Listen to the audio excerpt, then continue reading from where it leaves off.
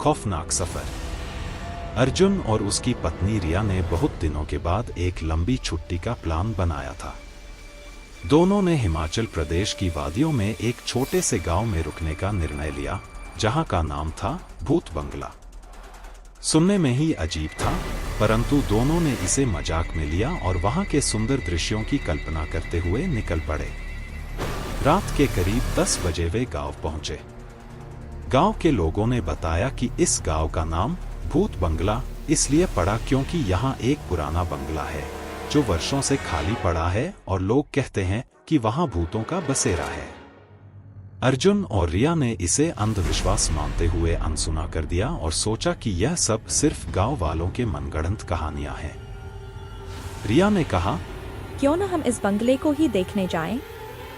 अगर सच में भूत है तो मजा आ जाएगा। अर्जुन ने हंसते हुए कहा, चलो इस रोमांच को भी आजमाते हैं। वे दोनों एक मशाल लेकर उस पुराने बंगले की ओर चल पड़े। बंगला सच में बहुत डरावना था। दरवाजे और खिड़कियां टूट चुकी थीं, दीवारों पर मकड़ियों के जाले और चारों ओर घना अंधेरा फैला था। अंदर जाने पर एक अजीब सी ठंडी हवा ने उनका स्वागत किया। रिया ने हिम्मत जुटाकर कहा, चलो देखें क्या है यहाँ। उन्होंने जैसे ही एक कदम अंदर रखा, तभी एक जोर की चीख सुनाई दी।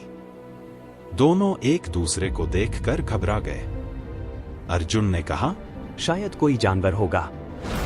परंतु जैसे ही वे आगे बढ़े, उन्होंने देखा कि एक पुराने आईने में एक महिला का धुंधला सा चेहरा दिखाई दे रहा था जो उन्हें घूर रहा था। रिया ने चिल्लाते हुए कहा, अर्जुन देखो, वह कौन है?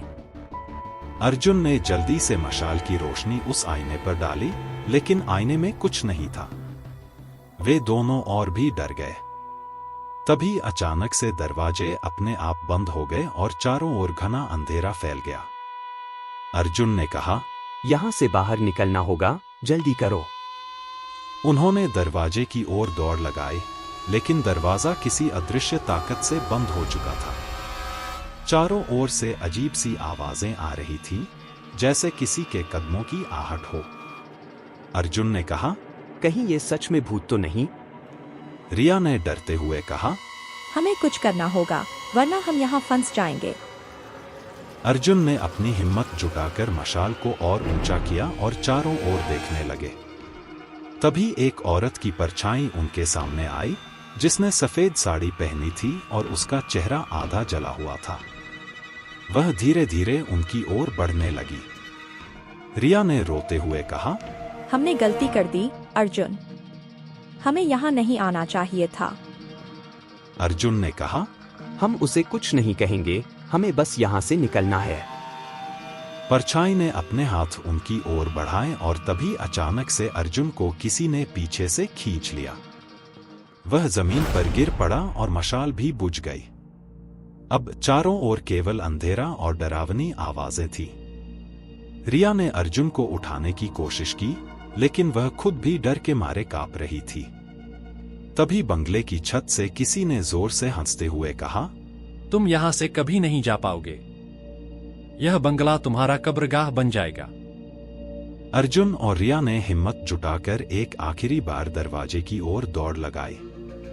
उन्होंने दरवाजे को जोर से धक्का दिया और अचानक दरवाजा खुल गया।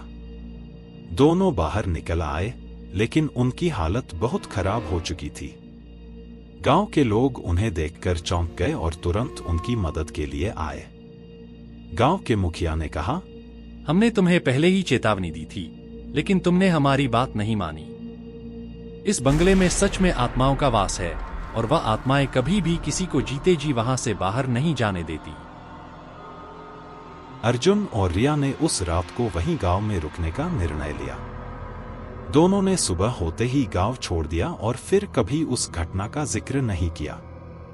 वह खौफनाक सफर उनकी जिंदगी का सबसे डरावना अनुभव था, जिसने उन्हें हमेशा के लिए बदल दिया।